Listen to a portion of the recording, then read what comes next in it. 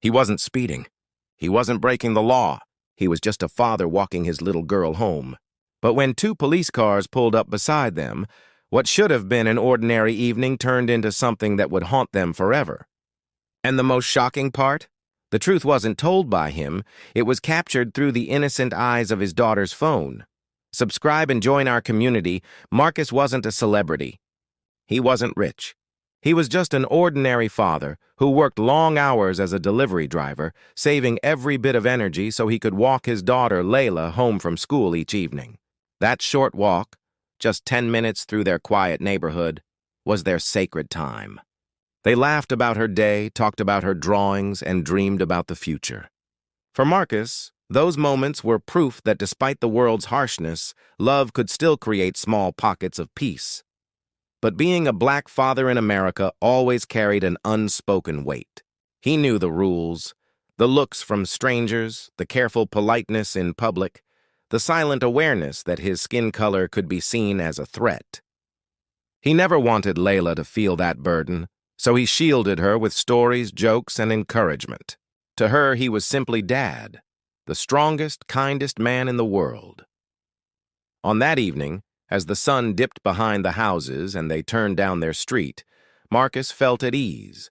Layla clutched his hand, giggling as she described a silly joke her teacher had told. It was an ordinary day, an ordinary walk, the kind of moment most people take for granted. But just as they reached the corner, headlights flashed behind them.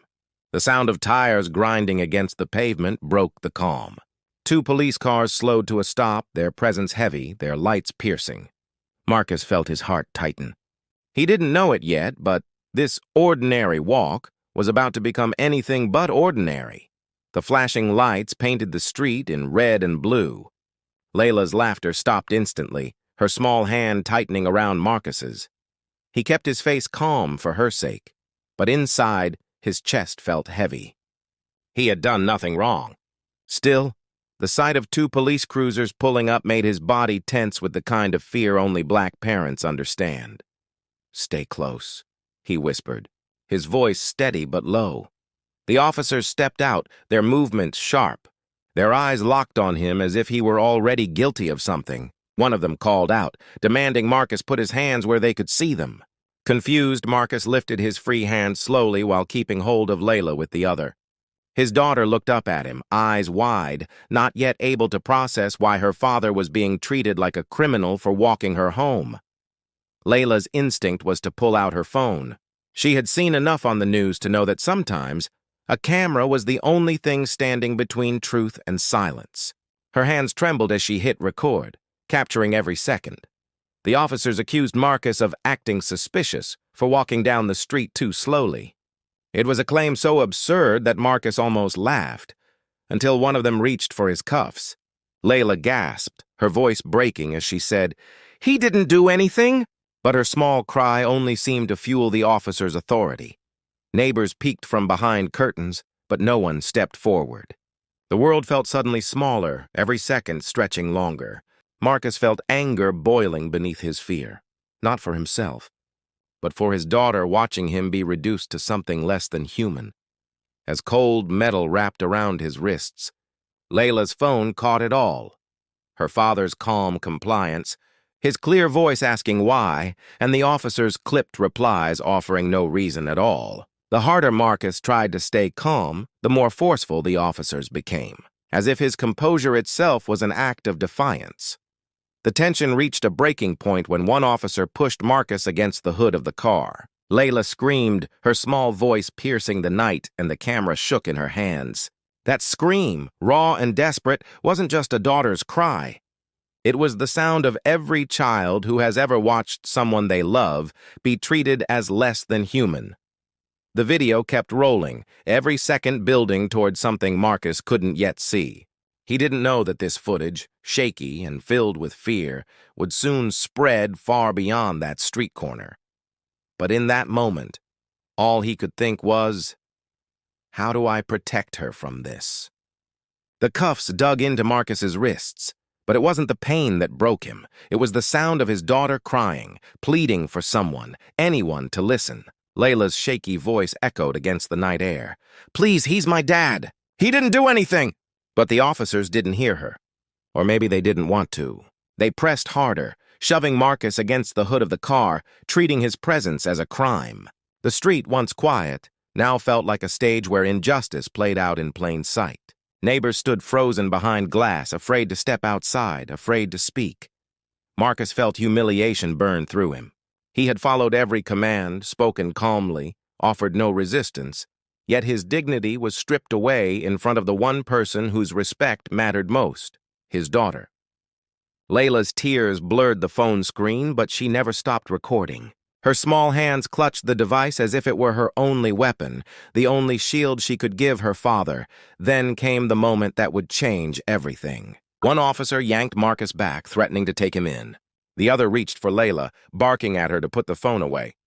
Her heart pounded. For a split second, she froze, then lifted the phone higher, her voice steady despite her tears. "I'm not stopping." That defiance, so small yet so powerful, caught everyone off guard. It wasn't anger or violence that shifted the balance. It was a child's refusal to let her father disappear in silence. Marcus looked at her then, his eyes filled with both pride and despair. Pride that she was braver than she knew, despair that she even had to be. In that breathless moment, the world seemed to hold still. The officers hesitated, the neighbors watched, and Layla's camera didn't blink. Because what happened next would ripple far beyond that street corner. The standoff ended not with violence, but with silence. The officers, realizing they were being filmed, loosened their grip. Without charges, without apology, they removed the cuffs and drove off, leaving Marcus and Layla standing alone in the flashing afterglow of fear. The night air felt heavier than before, the quiet almost cruel. Marcus wrapped his arms around his daughter. She was trembling, still clutching the phone like a lifeline. In that moment, he knew the footage was more than just a video, it was proof. Proof of what too many people deny.